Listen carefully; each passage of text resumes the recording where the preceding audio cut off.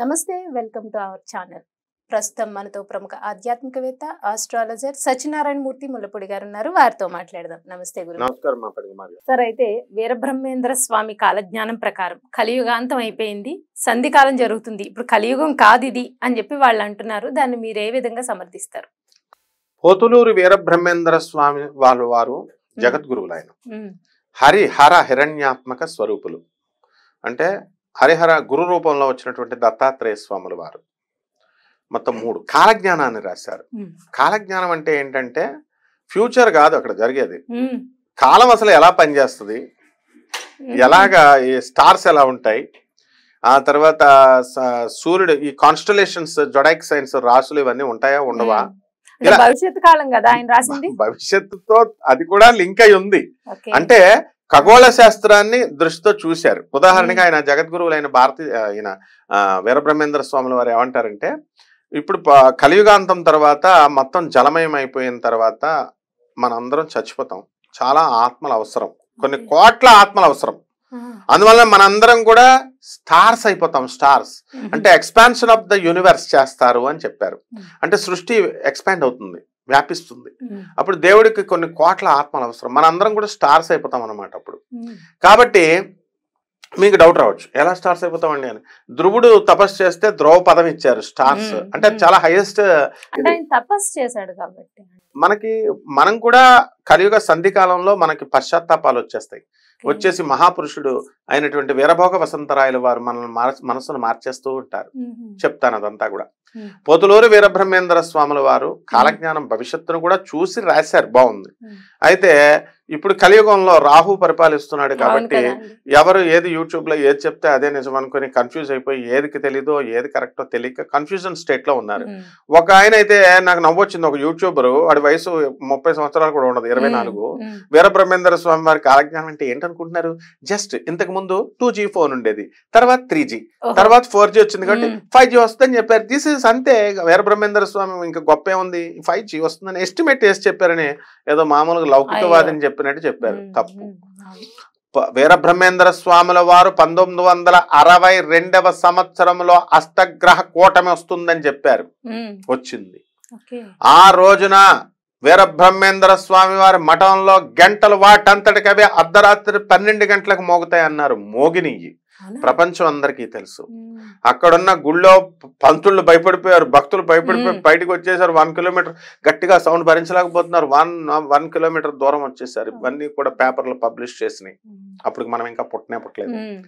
Next అది అయిన తర్వాత వీరబ్రహ్మేంద్ర స్వాముల వారు చిన్నప్పుడు ఆవుల్ని కాస్తూ గోవిందమ్మ దగ్గర ఉన్నప్పుడు ఆవిడ ఆ కాలజ్ఞానాలు రాసినటువంటి ఒరిజినల్ ప్రతులన్నీ కూడా ఒక పాతేసి దానిపైన చింత చెట్టుని వేశారు. ఆ చింత చెట్టు పుయ్యదు. 1962లో అష్టగ్రహ కూటమి వచ్చిన తర్వాత అప్పుడు పూస్తుంది 5 నెలలకి అన్నారు. గంటలు మోగిన తర్వాత. అలా కరెక్ట్ గా 5 గంటల తర్వాత మోగింది. 5 నెలలకు మోగింది.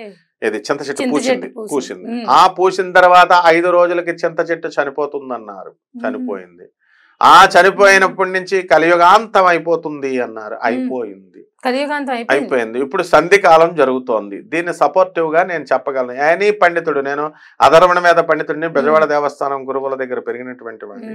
ఈ స్టోరీ చెప్పేది వీరబ్రహ్మేంద్ర స్వామి వారి కాలజ్ఞానం. దేవస్థానం బనగానపల్లి వీరబ్రహ్మేంద్ర స్వామి మఠం వాళ్ళు ధృవీకరిస్తారు. వాళ్ళ దగ్గర ఒరిజినల్ ప్రతులు ఉన్నాయి కాబట్టి ఆ ప్రతుల్లో ఉన్నాయి, వాళ్ళు చూపిస్తారు కూడా. ఏ విధమైన సందేహాలు అవసరం లేదు ఇందులో.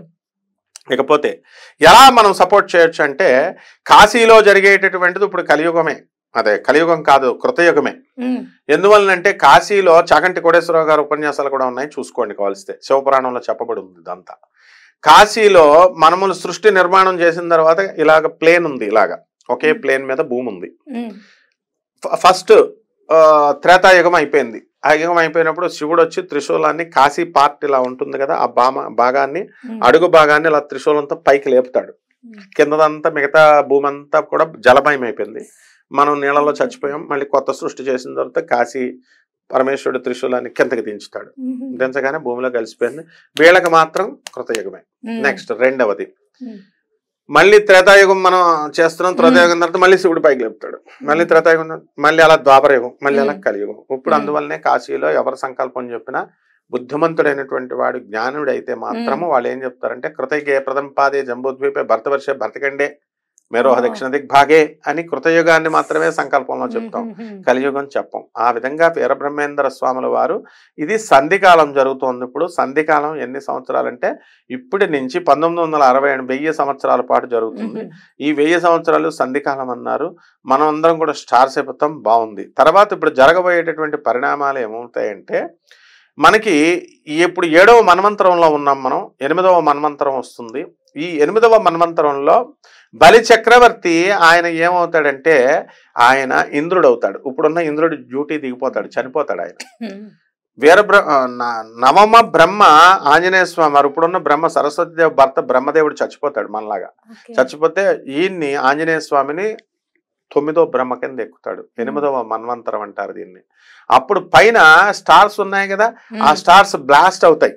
బ్లాస్ట్ అయిపోయి పడిపోతాయి కింద. మీటియార్స్ ఇవన్నీ కూడా మనం చదువుకున్నాం. తోక చుక్కల కింద పడిపోవడం ఇవంతా సృష్టి అయిపోతుంది. ఆ విధంగా ఇప్పుడు 12 సూర్య కుటుంబానికి దగ్గరగా మనకి 12 కాన్స్టలేషన్స్ ఉన్నాయి, జొడైక్ సైన్స్ రాశులు ఉన్నాయి. అప్పుడు ఒక రాశి పడిపోతుంది 8వ మన్వంతరంలో. 11 ఉంటాయి. అందువలన జ్యోతిష శాస్త్రంలో ఇప్పుడు మనం 12 రాశులు అని చెప్తున్నాం కదా, ఈ 12 రాశుల్లో ఒకటి ఉండదన్నమాట, 11 రాశులే ఉంటాయి. తర్వాత ఇప్పుడు మనం కలియుగంలో మనకి షట్చక్రాలు ఏమండి, 7 చక్రాలండి. 7 చక్రాలు: మూలాధార చక్రం, మణిపూరక చక్రం, అనాహత చక్రం, విశుద్ధ. నాకు యాక్టివేట్ అయిపోయినండి, నాకు కలర్స్ కనబడిపోతున్నాయి, సౌండ్స్ కనబడిపోతున్నాయి, నాకు శక్తులు వచ్చేసినాయండి, అష్ట సిద్ధులు వచ్చినాయి, నవనిధులు వచ్చేసినాయి అని చెప్పేసి వీళ్ళ కోతలకు వస్తున్నారు కదా. అంత ఈజీ కాదు. మూలాధార చక్రం ఒకటి విచ్ఛిన్నం అయితేనే మనకి సిద్ధులన్నీ వచ్చేస్తాయి. నవనిధులు, అష్టసిద్ధులు, నవనిధులు మనకి కాలు పిసుకుతా ఉంటాయి. యోగిని మాతలు 64 యోగిని మాతలు మన కాళ్ళు పిసుకుతా ఉంటాయి. మూలాధార చక్రం ఒక్కదానికే. మూలాధార చక్రానికి ఎవరికి అవ్వలేదు. మూలాధార చక్రానికి అధిపతి వినాయకుడు. అంటే వినాయకుడికి మొట్టమొదట పూజ చేయాలి అని శాస్త్రంలో ఎందుకు చెప్తారంటే వెళ్ళిపోయి వినాయకుడి విగ్రహాన్ని కొట్టమని కాదు. నీ శరీరం ఒక దేవాలయం అయినప్పుడు మొదటి తలుపు మూలాధార చక్రం మర్మాంగాల దగ్గర ఉంది. దాన్ని యాక్టివేట్ అయినప్పుడు నెక్స్ట్ డోర్ ఓపెన్ అవుతుంది. ఫస్ట్ మెట్ ఎక్కితేనే సెకండ్ మెట్, ఫస్ట్ డోర్ ఓపెన్ అయితే సెకండ్ డోర్. అలా మణిపూరక చక్రం. అలా స్టెప్ బై స్టెప్ నువ్వు ఆజ్ఞా చక్రం తర్వాత సహస్రార చక్రం వెళ్ళాలి. సహస్రార చక్రంలో కొండలిని శక్తి జాగృతమై ఉంటుంది. అదంతా తిరగబడినటువంటి పాము రూపంలో ఉంటుంది, రివర్స్ దీంట్లో. ఇవన్నీ కూడా బాగానే ఉన్నాయి. కానీ వీళ్ళకేదో మామూలు ఇప్పుడున్నటువంటి దొంగ బాబాలు, దొంగ స్వామీజీలు, కపట బ్రహ్మల, కపట జ్యోతిష్కుల, కపట మంత్రగాళ్ళు నాకు విచ్ఛిన్నమైపోయింది అని మొదలెట్టారు. ఎవరికీ విచ్ఛిన్నం కాలేదు, ఎవరికీ విచ్ఛిన్నం కాదు కూడా.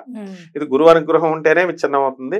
జగద్గురు అయినటువంటి ఆదిశంకరాచార్యుల వారు, దత్తాత్రేయ స్వామి వారు, శ్రీకృష్ణుల వారు వాళ్ళ కరుణ ఉంటేనే ఇది విచ్ఛిన్నం అవుతుంది. ఇది విచ్ఛిన్నం అయితే మనం ఏది చెప్తే అది మనం చేయొచ్చు అనమాట. నెక్స్ట్ శ్రీకృష్ణ పరమాత్మ ఆజ్ఞా చక్రాన్ని యాక్టివేట్ చేసుకునేటప్పుడు రాధమ్మ తల్లిని పక్కన పెట్టుకుంటే సాల్వుడు అనే రాక్షసుడు ఇది అదునుగా చూసుకుని శ్రీకృష్ణుడిని చంపేద్దామని చూస్తాడు. వాడు పరమేశ్వరుడి దగ్గర వరం పొందాడు. ఒక కొత్త స్వర్గం లాగా ఒక తిరిగేటటువంటి విమానాన్ని పొందుతాడు వాడు. ఆ శివుడు వరమిచ్చాడు కాబట్టి శివుడు కృష్ణుడిని చంపడానికి వస్తే పార్వతీదేవి త్రిశూలమే సాపుతుంది అనమాట. ఇవంతా కూడా రాధాదేవి సాక్షిగా ఉంటుంది. ఎంత పెద్ద తతంగం ఉంటేనే కృష్ణుడికే అవ్వలేదు ఈ కుండలిని సాధన. మహాయోగి, యోగులకే యోగి ఆయన దత్తాత్రేయుడు, యోగి రాజుడు. అందువలన అష్టసిద్ధులు, నవ నిధులు వేళకు వస్తాయి. ప్రతి ఒక్కళ్ళు కొండల్ని మెడిటేషన్ సెంటర్స్ పెట్టేసి కొండల్ని యాక్టివేట్ అయిపోతాయి.